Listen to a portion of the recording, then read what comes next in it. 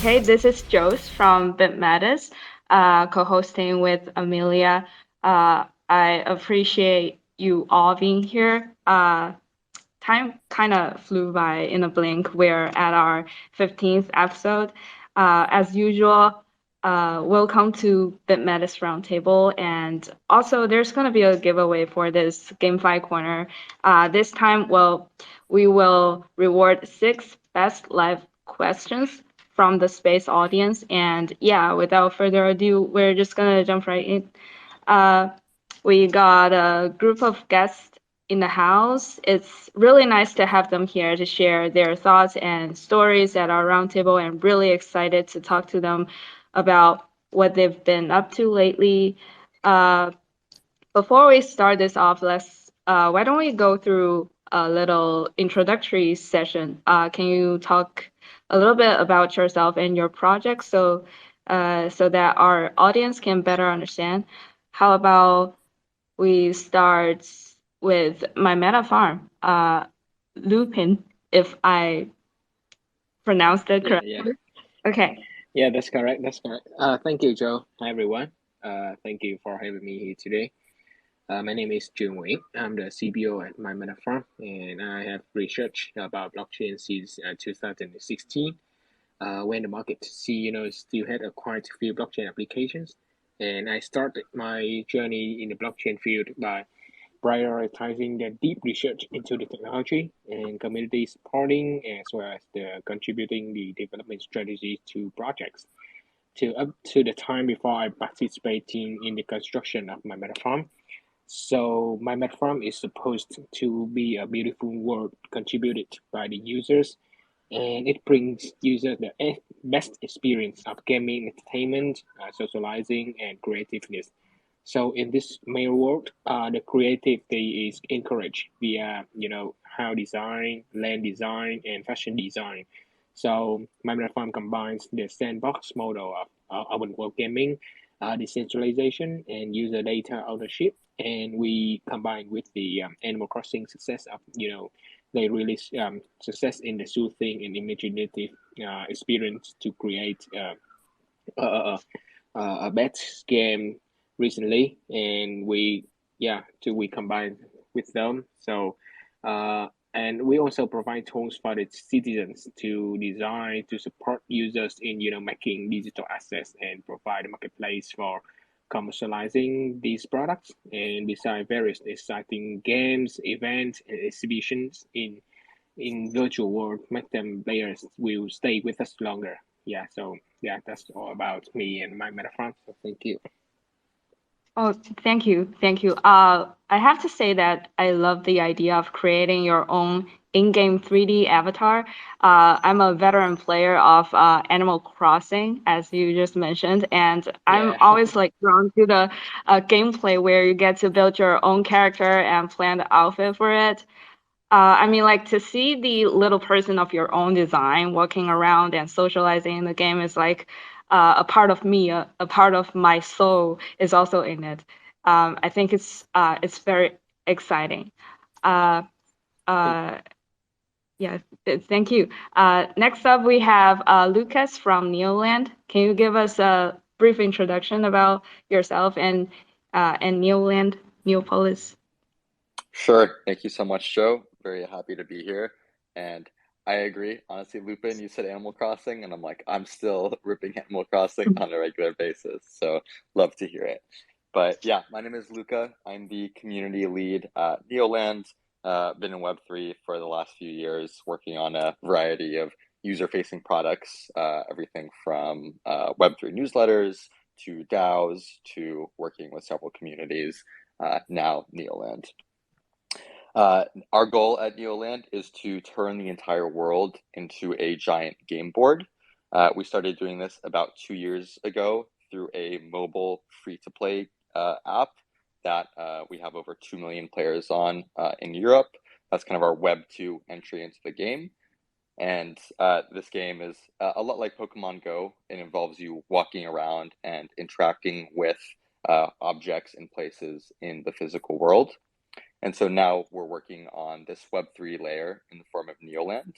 And what we're enabling with Neoland is players are actually able to buy plots of land that sit on top of the real world in a metaverse that we're building. So, for example, you could own the 1 square kilometer block of land that your house is sitting on or your favorite restaurant is inhabiting. And so, what's really cool about that is when you're the landowner of that plot of land, you actually get to interact with the Web2 mobile app players who come to your land, and you get to attract those players through hosting events and developing your land. And you actually get to earn real in-game currency that you can then use to buy new objects in the game, or even trade out for Solana, USDC, etc., based on how popular your game is and how well you develop it for the mobile app players. So we think of it as two different games that inhabit the same universe. And we're on a mission to continue to build up that universe over the next couple of years. That's actually very, very interesting. I think I played Pokemon Go like years ago, and I've never gotten tired of it. I'm really excited to see like new elements and new gameplays incorporated into the game to spice it up. And owning a land and earn while designing and organizing events, I think it's like you're running a real like business in a game, and I think that attracts me the most. Yeah, uh, exactly. mhm, yeah. The goal is to enable players to feel like they do actually like own businesses and own a chunk of the real Mhm, world, and we challenge them to mhm, think not only about how they develop their single pieces of land, but also how they interact with their neighbors. Because if you're in a guild with the other pieces of land around you and they're landowners, you get access to bigger, more special events, more special abilities, and things like that.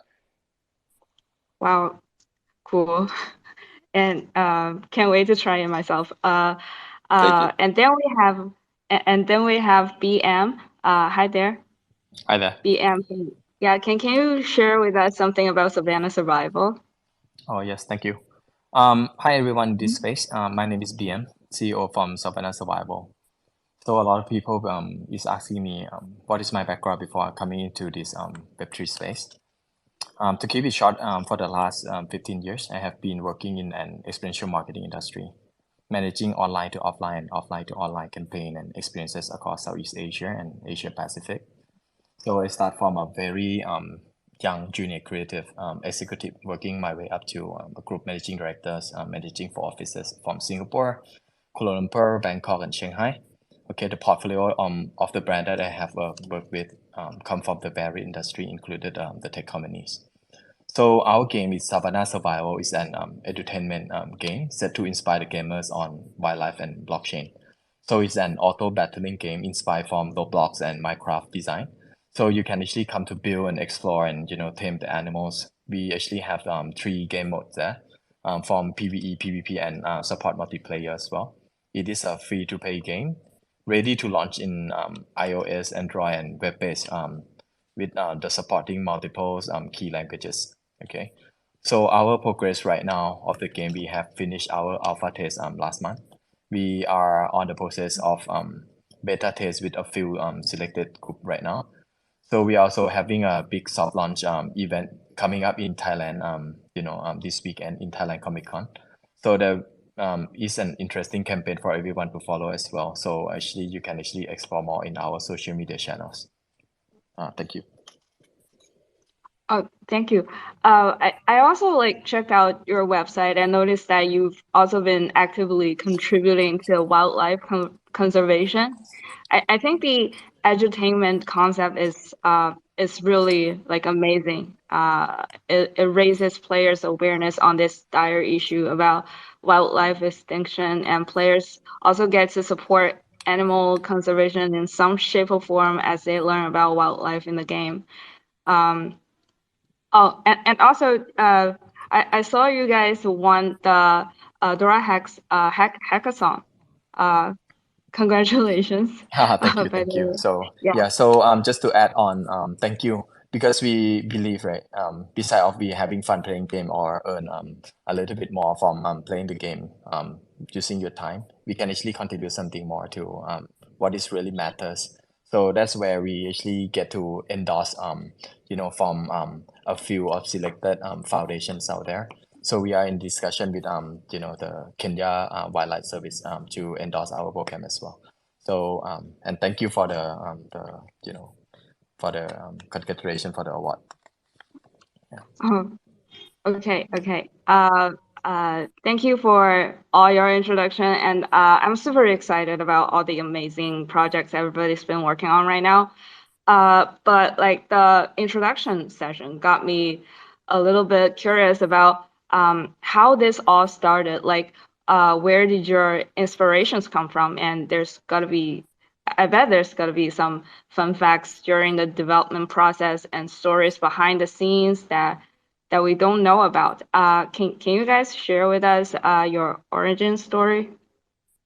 Maybe we start with, I mean, it's open mic. Maybe we start with Lucas. Sure, I'm happy to to take the mic and then pass it on. Thank you.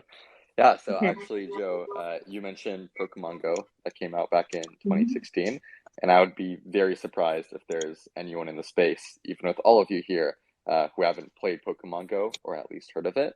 And that was very much the early inspiration for our team, for building, another game that actually sat on top of the real world and created such a strong, just social following. It really created a cultural movement because when Pokemon Go first came out, if you think back to it, literally there had never been so many people in parks around the world, like ever. It was truly a movement. And our founders saw that and thought it was a really exciting concept that they could also match with a little bit more of kind of land ownership and gameplay similar to a cross between like Monopoly and SimCity. And so they wanted to build off of that trend. And as they started ideating about Neoland, we actually saw that there were other games that had a similar concept being built under IPs like Harry Potter, like Minecraft, that had similar concepts, but they never quite caught on. Most people have never heard of those versions of the game because they ultimately didn't come up with compelling enough gameplay that enough people wanted to play. And so we really wanted to combine those elements with something that we saw having real long-term value. And so that was kind of the mission with our initial mobile game, was actually proving out that model, that there was a desire for people to play more of these location-based games, but combining it with much more of a social element where every month in our Neopolis mobile game, there's a worldwide competition where people are competing to own the most businesses, create the most income, and own some of the most famous monuments in the world, like the Eiffel Tower, Big Ben, Statue of Liberty, etc. And so now that we've kind of proved out that model, Neopolis is doing very well as a game. We're growing quickly. We're profitable on that front.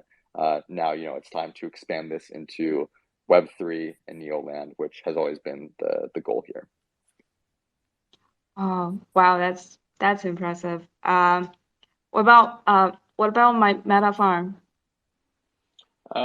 Yeah. So as you said that we are inspired by Animal Crossing. So Mhm. basically we are all the game lovers. So we really like play games, but we realized that in the past in the Web2 gaming, the traditional game is not really transparency in the data and everything else. So like the publishers they can create any items that they want and then they just manipulate it. And I don't want to do to be like that. So and there's problems that I feel in the Web3 games, like it's still like really simple and it's not attractive enough for the users to be with them for a long time. So that's why we're trying to combine the two products, which is Animal Crossing and the sandbox model. So we want to create a product with the best combination of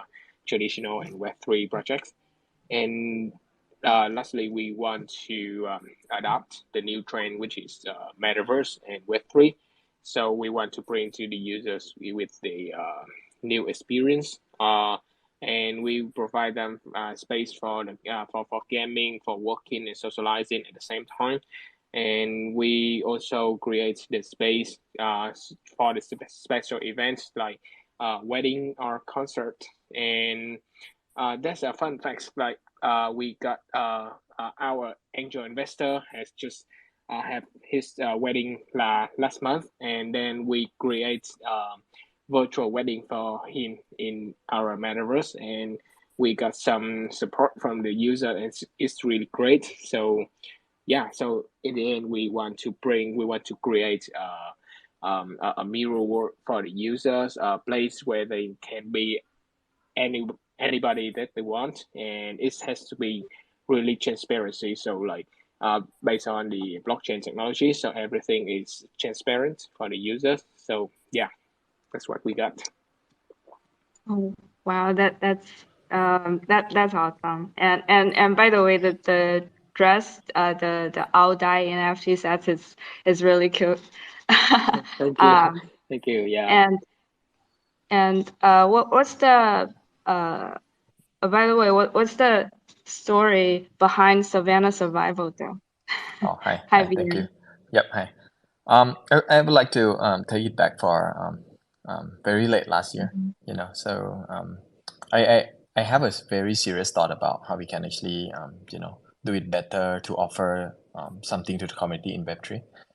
So you know, because I'm also like everyone here in this room, in this space, you know, been there and done that. You know, from playing the game, get some, lost some, do the trading, get some, lost some, you know, invest in projects and get some, lost some. You know, I believe the technology is good. The support from the people in the community are great. You know, what we all need is to have a more reliable project. You know, the project that people can trust and have confidence on. You know, the project have to be legit, come from a group of professionals, well planning for the long runway, benefit to all the stakeholders. You know, so from there, right, the funny thing is like, you know, because at the beginning, like when we start off this project, right, we know we want to do something good for you know, and make something different for the people and communities, but we still haven't decided, you know, what are we going to do. So we named the project code as Savanna first, because you know, it's just like the old days, you know, when people discovered the new world, the new land. So Africa is something that's coming up into my mind. Then when we think of about Africa, one of the top thing that you can think of is Savannah. So we actually named that as the undercode name, you know, because I believe this really represents something new, something, you know, with the new hope, the new opportunities and new experiences, you know. And I believe, right, not only the good support, you know, from the people here, the early adopt in the communities, we also need a, you know, how we can actually expand the support from the mass audience. And then from there, everything is coming to place right after that, you know, to become the game, the GameFi, and then, you know, into the entertainment and everything. Yeah. Thank you.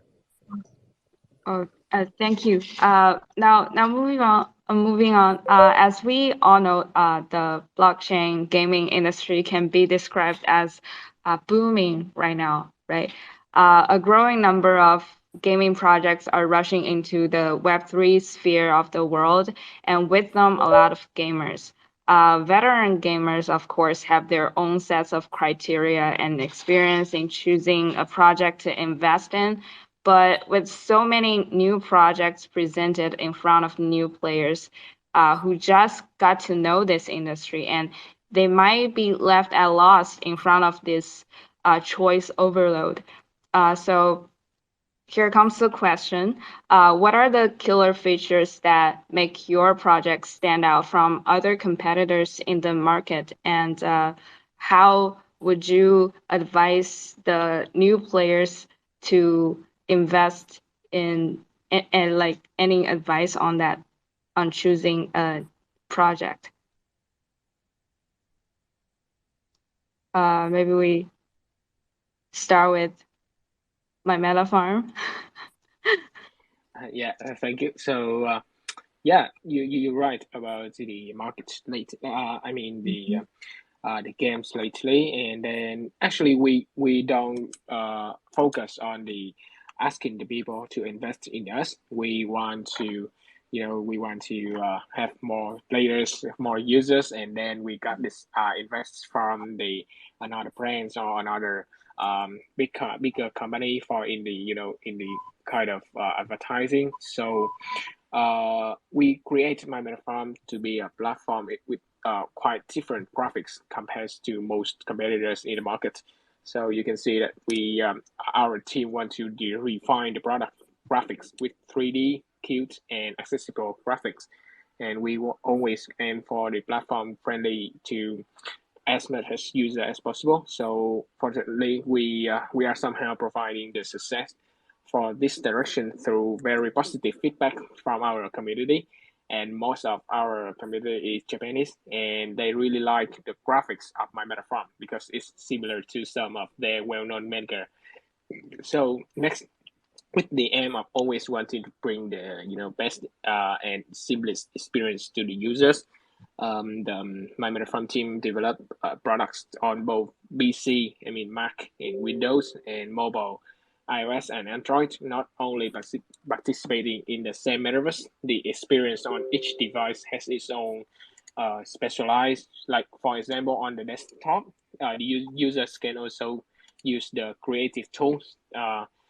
And I will explain later. So on a mobile device, you can easy access to My Meta Farm anywhere, like on the train station or a coffee shop, lunch break at work or school. So you just need a few taps on your phone to be able to access a vast and varied world of My Meta Farm content. So, and the majority of internet users are on phones, right? So we hope to reach the large number of users. So not only to crypto user, but also the non-crypto users. So, and elaborating the point of the tools, actually, I've read the article by Elena from A16Z Crypto about her perspective on the metaverse. One of the things I really like is, actually, I don't remember exactly, but the gist of it would be something like all product features of metaverse must be developed to enhance the user experience, and the users are the creators of the metaverse content. So and that is the My Meta Farm idea from the start. We develop tools for the user to unleash their creativity and build their virtual world. And with the item item maker tool, anyone can create an item in their own style and then wear it to show off their friends or mint it into NFT for trading. So we also develop lazy minting feature. User can list it on the marketplace for sale without any fee. So the other tools is called the map editor. With this tool, user can build space for their own in the metaverse, and it can be extremely gorgeous mentioned, or it can be a showroom to display all of the NFTs that they bought in the wallet, or even a giant stage to hold a special concert. So yeah, so that's the core features that My Meta Farm want to bring to the users and want to get more users by those features. Yeah, so thank you. Oh, thank you. But you don't have to say thank you every time. We're Okay. really casual and laid back here. Okay. What about Lucas? What's your take on this? Yeah, so I'd say the killer use case for Neoland is simply that you get to own pieces of land that sit on top of the real world. You look at a lot of metaverses and metaverse products, they're creating their lands and their worlds from scratch, right? There's nothing that inherently makes one piece of land more valuable than the other. It's all artificially created by those games.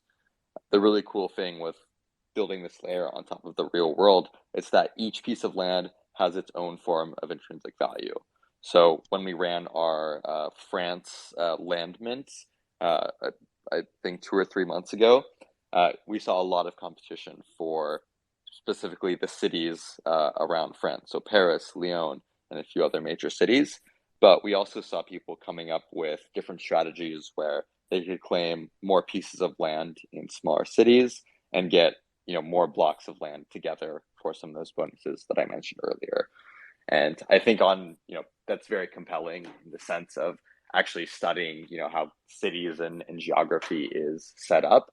But it also gives you the ability to interact with the physical world in ways that you've never been able to do. So, the first layer of that is similar to Pokemon Go, where you're walking around the world, you're picking up items and interacting with locations. But the second layer of that is actually understanding what are the most powerful benefits of a certain piece of land, particularly in a place where you live, what spots are popular in your town or your city, and you can actually play your game to that angle. You can build out your land to cater to those specific people. You could run events at the correct times to bring more popularity into your land, and ultimately you can generate real income off of that, off of the knowledge that you have about your community and the geography around you. As far as deciding to invest in Neoland, right? Like one option is you can buy a France land or land pass for I think under $10 right now, very low cost to entry. But something that's a massive focus for us is actually accessibility within GameFi and Web3 more broadly. And so that's why we're also building out this program where our top Neopolis players every month will actually win some pieces of Neolands that they can then use to start playing Neoland in the Web3 layer of this universe that they're already involved in, right? So that's a way to reward our most active Neopolis players in this free-to-play game. Mm-hmm. And it also creates a bridge from the Web2 players to actually getting them into Web3 in a sustainable and completely free way. So if what we're doing at Neoland sounds interesting to you, it's as easy as downloading the Neopolis game in your app store. That's totally free. And if you enjoy that and do well, you'll actually win a Neoland totally for free. You'll be able to claim it in France and coming up pretty soon in the United States. Yeah, I'm totally gonna download it this weekend. Love Okay. it. Excited to see you there. See you there. See you in Neopolis. Yes, exactly. Yeah. Next up we have BM. Right. Yeah. The what's your killing thought? features. Okay. Mhm. So Mhm. I have to say we are targeting the soft and mid hardcore gamers. So they can play our game every day, just like drinking the water. So a few things that I want to actually highlight here. First, as mentioned earlier, we are an entertainment game. The objective is very clear. We set to here to inspire the gamers on two things. Instead of having fun playing the game, right? One, the gamer can actually learn more about animals and environment, along the way. It is the game with a purpose. That's why, the gamers need to keep playing and, they can actually train the animals to be stronger, to progress in the journey itself. Also, we would like to actually set to inspire the mass audience gamers into the Web3 space with all the support features that we have in game. So with this, right, it gives us an opportunity to have a very solid target audience to reach for. And this is the reason with all the judges and all the VCs, that they love. And that's why they actually vote for us to win the recent hackathon in Singapore. So I believe we can actually be the first game for all the new blockchain gamers out there, and then we can be a very great game for the early adopt blockchain gamers to play and invest time in. Second, our ecosystem is very great. So the group of our initial partners are amazing. I believe the good game is always a good game, but the important thing is how we can actually take this game further throughout the character design, the stories, the merchandising, collectibles, the toy, the activation to support it. We actually want to make sure SavannaSurvival is not only can be the game, but it is the brand, to be part of everyone's life, on screen and off screen. With our partner and network that we have, I support us to actually achieve this goal. Yeah, so this is two killing features that I want to highlight. Yeah, truly impressive. And other things you've just mentioned, the gameplay, the settings, really intrigued me. Now we're moving on to our next question. So some people say that the downturn in the crypto world is seemingly longer than usual, and others hold the opinion that the alternating between bulls and bears is the norm in crypto. Bear market is a perfect time for builders to get ready for the next round of explosive power. So my question is, what is your view on the current market? Any impact on your roadmap? Okay, it's that awkward time again. Do we start with my meta farm? Yeah, okay. So yeah, I agree with you that like the current market is going through a pretty tough period. Is I think it's not only the cryptocurrency market, but the financial market in general. So it seems that the cash flow is gradually returning to the banks, where the deposit interest rate is always increasing, and this affects quite a lot to the token value of products in our market, and more broadly, the value of the product also affected as user like they tighten their spending. So however, to my meta farm, I mean, my personally and for my meta farm, I think this time is a good time for us to to accumulate and develop the products. And it's easy to see that the products have the product which have no value and have been gradually eliminated in the bear market like this. And that's a good thing. I mean, because we have the opportunity to assess the high quality projects and partners and teams that focus on the project's development rather than just token value. So that's why I really happy to be here today, and I have the chance to connect with BitMetis with a lot of projects, different projects. Is really good and have high quality, and moreover, the community that we built from this market is very precious. Instead of moving away, yeah, they just give it up, but they still stay with us, and they are really knowledgeable and loyal. So they always support us in any situation. So yeah, back to your question. In fact, the bad market has also had a little influence on our roadmap. Like instead of orienting on hit the market as quickly as before, we are choosing the blend of internal consolidation and building the product. But to be honest, that it hasn't changed much about in our roadmap. Yeah. Oh, cool. Yeah, totally agree with your view also. And what about Lucas? Yeah, I'm honestly so glad Mhm. that you brought up this topic. This is something Mhm. that we talk a lot about on our team, and for me personally, like I legitimately think I prefer bear markets in Web3 over bull Mhm. markets. Um, this is when the signal to noise ratio is truly at an all-time high. Like the projects building in the space, the teams and the people building. Um, you know, Generally the level of quality is very high if you're still here right now. And it's incredible to see, what people are making the most of these times.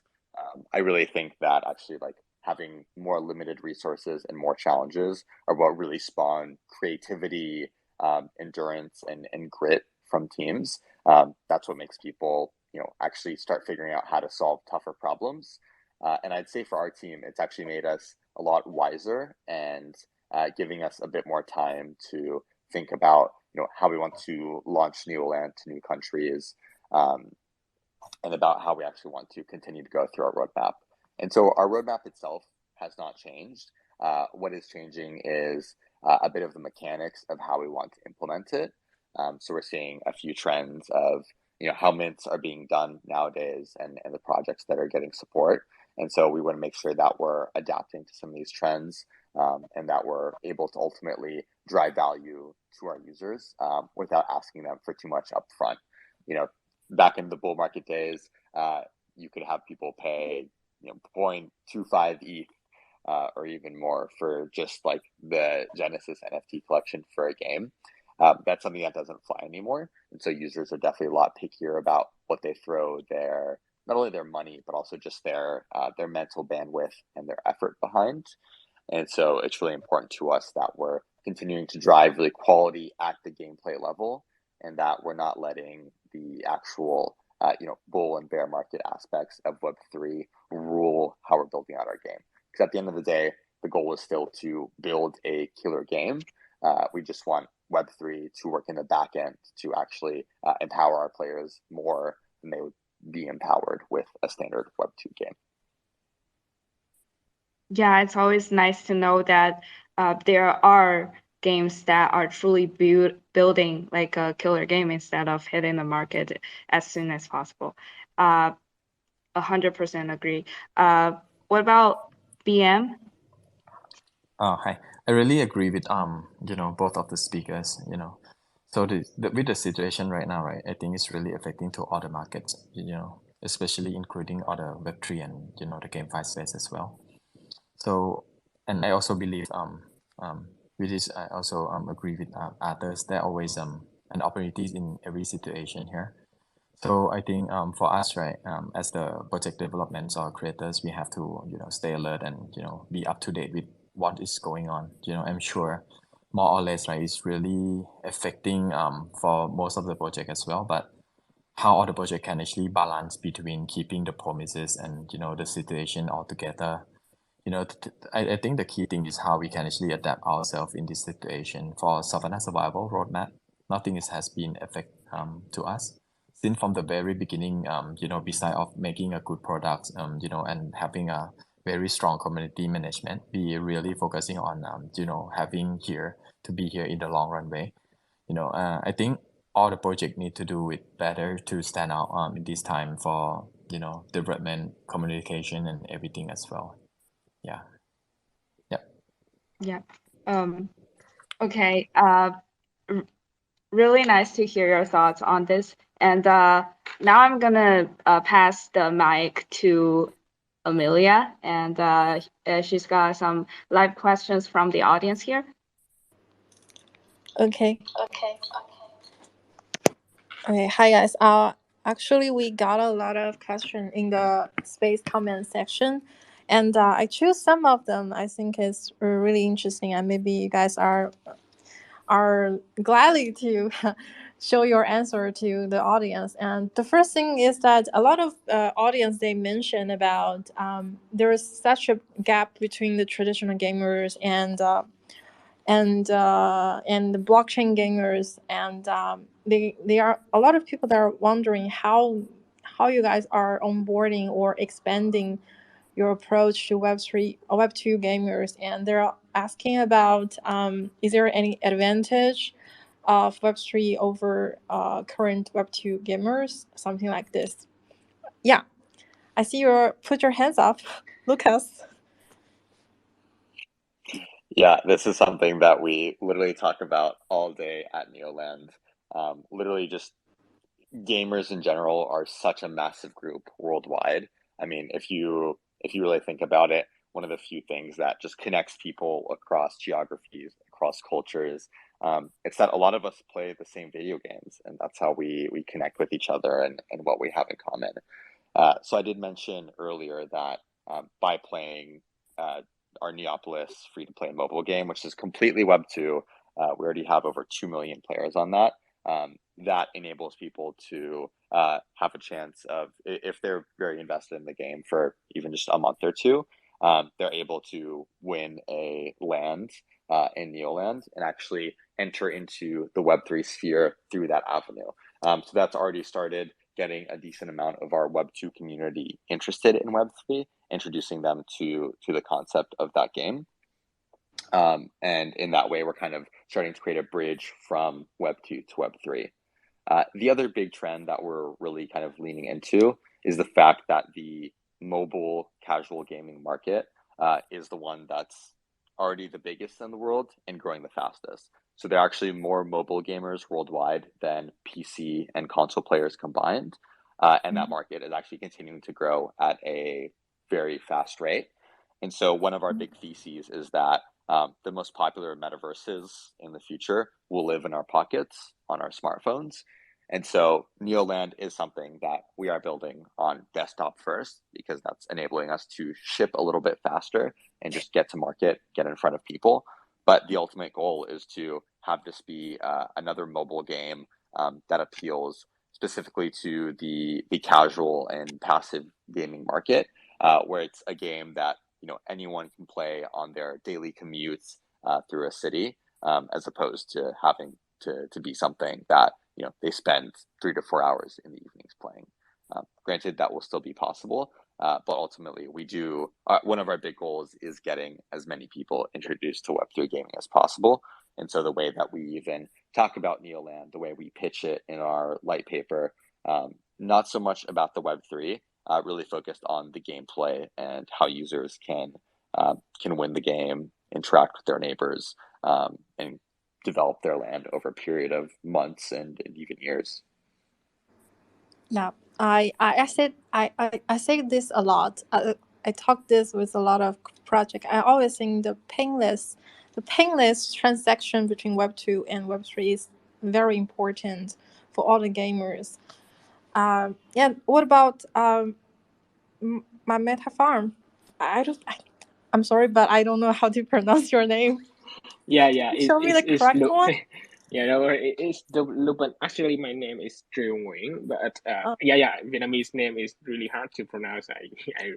I know that. So you can call me Lupin. So to your question about how can onboard the users from Web2 in the Web3 platform. So I have to say that onboarding users in the first moment is the hardest thing. So that's why we always, to find the best way to onboard them in the first time. So basically, we try to produce a product which is really easy for them to play to use us. Like firstly, we provide the product on the PC, but after we done with the PC product, we start to create the mobile version. So and it's come out now, so they can easily to go to my Meta Farm and join it. So yeah, so it is the first thing that we trying to get them feel more easy when they come to the product.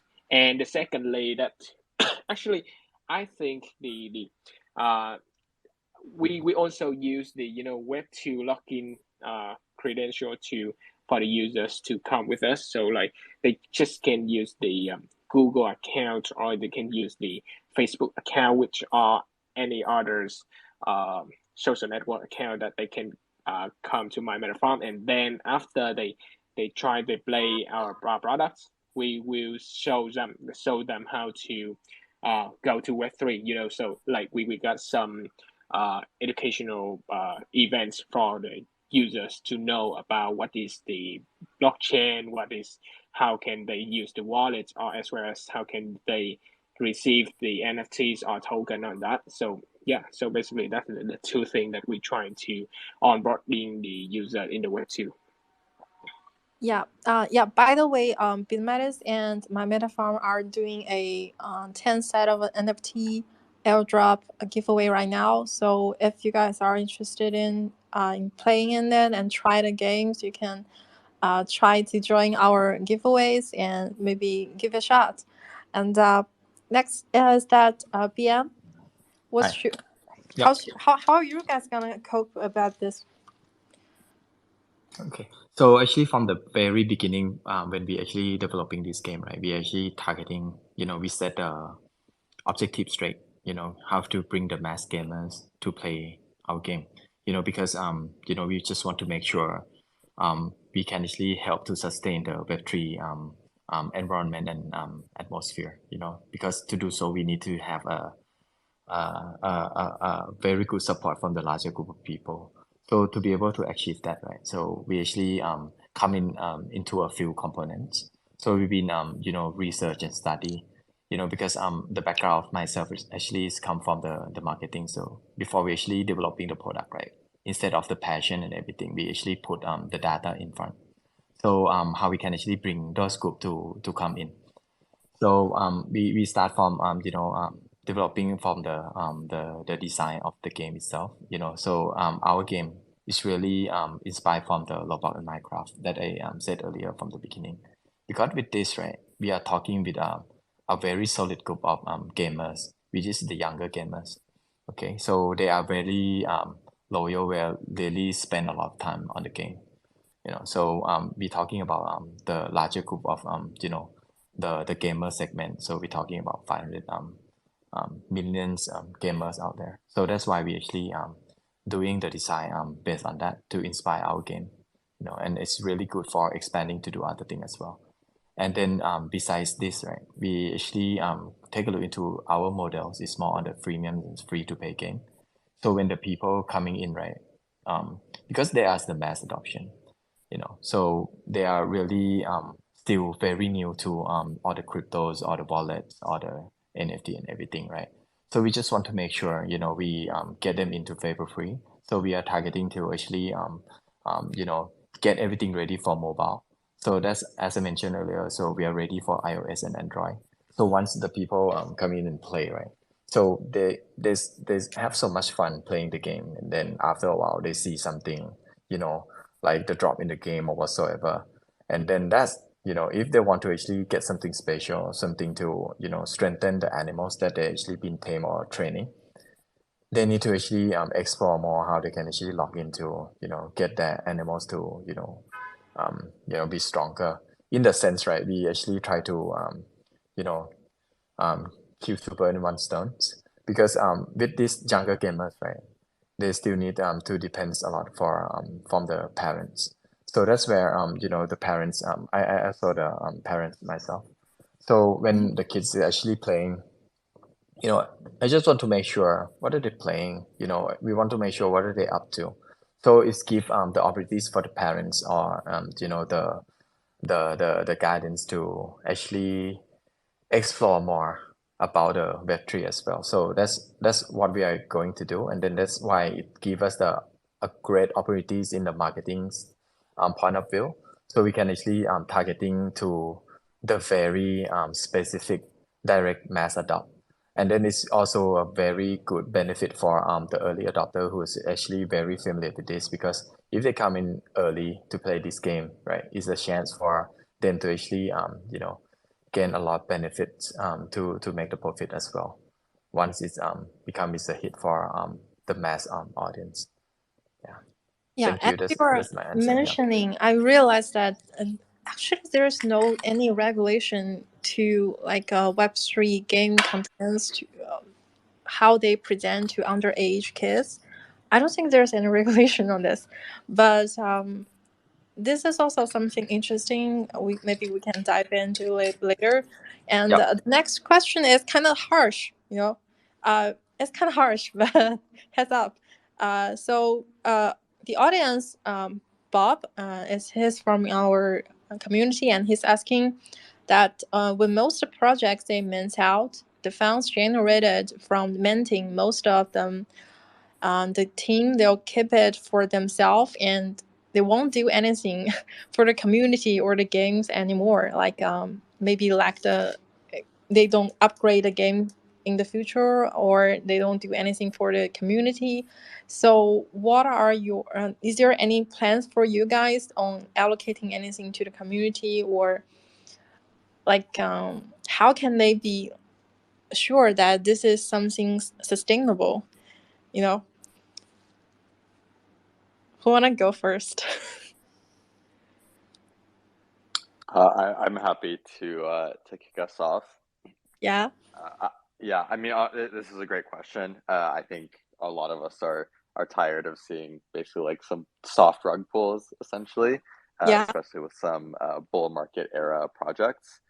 Um, yeah, I think a really interesting trend that we're watching, particularly in the GameFi space, is that largely because of bear market conditions, most games that are building right now, they have actually had to raise outside funding.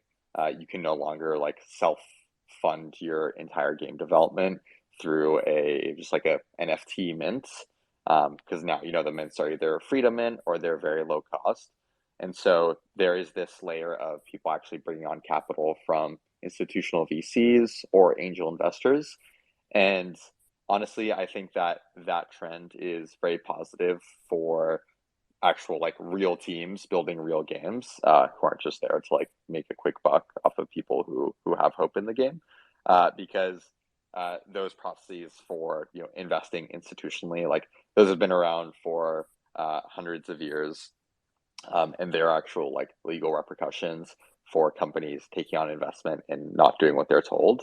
And so I think this is one example where we in the GameFi and Web3 space, we still need to lean on the legal structures and the processes that exist in Web2. Usually we're trying to change those or trying to disrupt them. But this is one of the examples where it actually is very beneficial that a lot of our companies and our games are actually like basically contractually obligated to do what we say we're going to do. And so it's great because for our user base, they have that surety that we will continue to build in that manner and get things done. Specifically for Neoland, I mean, we're one of the few games, at least that we interact with in our Solana GameFi space, where we were an existing gaming studio that had already launched something beforehand, before even building into Web3. So we already have this proven track record. We already have a very dedicated player base that loves what we're doing. And we have a team of over 25 people and growing. So, on my end, I do think about the fact that, we're building this game, and, part of why I want it to do well is because a lot of people have put so much time into it, have put their lives and their careers into it. And I want to make sure that, they also get rewarded, and that they make the most of this opportunity. We're the ones still paying their salaries. We're giving them something to work on. And that's something that we highlight a lot to our community. We try to spotlight different people on our team because we do have such a large and dedicated team that's still growing. Yeah, thanks for sharing with us. Maybe BM, do you want to go next? Yes, sure. So actually, I have to share this. From the very beginning, I have to say I'm the part of the communities. I'm also just like every one of you here. Have been there and done that. From playing the game, investing in the game. Good and bad experience. So from there, right, I really take that into consideration.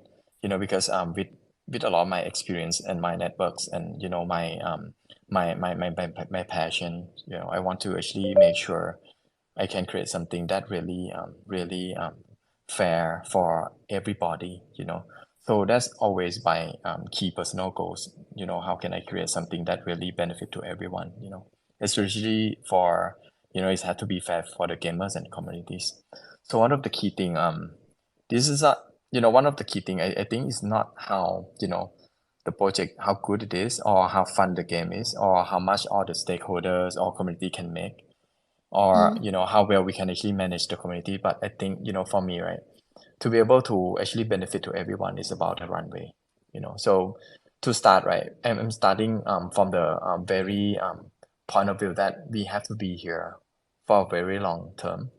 So it's just cannot everybody happy a few months and then everybody okay, so bye bye already. So it has to be there in the long run. So that's where from the very beginning we from the team structures, from the investing that we invest on developing the team, developing the products, the amount of spending on marketing and everything, right?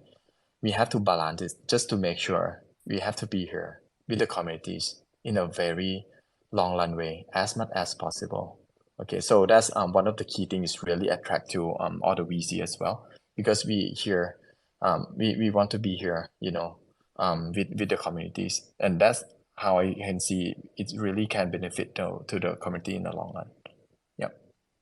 Yeah, I agree. I don't think this is just for projects itself, not for the dev team. It's also like the users, the gamers. It's like when we are entering this Web3 space, it's like taking a pledge for everyone.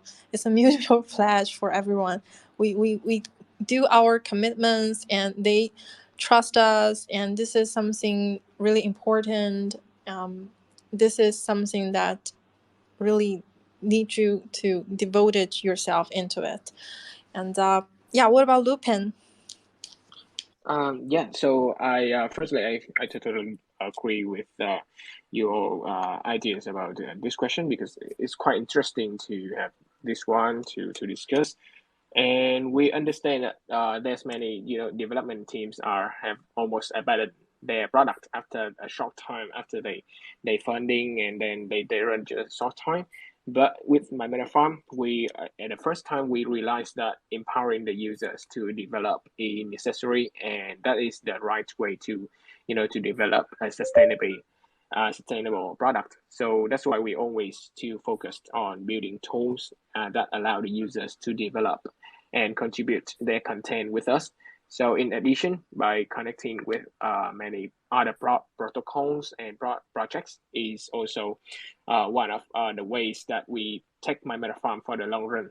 So our ultimate goal will be a product built by everyone, not just by developer. So not just by us. So furthermore, right from our tokenomic as well as our token metric design, the majority of my meta farm tokens is belong to the users and their ecosystem. So the team, the token of the team will be locked for a really long time and we believe that after that a period of time, we can provide the tools and the platform strong enough for the user, for everyone to helping us to keep building the product. So at the time that we got the token, so that gonna become we gonna become a user at similar to other people. Yeah. Yeah, I agree, and I'm looking forward to you guys to do what you say. I don't know. Yeah. This is kind of serious to talk like this, but I do. I always expect the teams and dev team, they can do something amazing, and they can commit to their commitments, and believe that this is something that really interesting, and looking forward to it. Because due to time duration, there's a lot of good question in the comment section, but maybe you guys can check it out later, and if there's anything interesting, you can reply them by yourself. And but we will move on next time. Some of the question I maybe store it for our next roundtable. Yeah, I'll just pass to Joss. Okay, guys. Thank you so much for sharing your insights and the amazing stories behind your projects. Really looking forward to more exciting updates coming our way. This has been a great conversation, and I'm personally so glad to get connected with you all, and I hope everyone listening has got something out of this roundtable and got to know more about our amazing guest speakers and their awesome projects. Just in case this is your first time tuning in, BitMetis is a decentralized releasing network. We have our original GameFi research, regular bounty campaigns, roundtable sessions, and many more exciting events in store for you guys. You can check out our official website and Twitter to explore more interesting stuff. All right, that would be all, and thank you all again for being here with us today. And the space will end in 3 minutes after this song. And yeah, just another reminder though, for the giveaway, the winner list will come out soon after the Twitter space. And don't forget to check out our Twitter post to see if you're on it, and stay tuned. This has been a really special day. Especially with Coach John and his birthday. Happy birthday, my bro. Thank you for always showing love and so many questions, so many great questions that you've asked. Happy birthday, Raisa. Happy birthday. So okay, I should be more chill though. Happy birthday to everyone that's having their birthday today, and best wishes to you all. And yeah, it's a really special day. Thanks everyone. Thank you, Lupin. Thank you, Lucas, and thank you, BM. Let's say bye to our audience.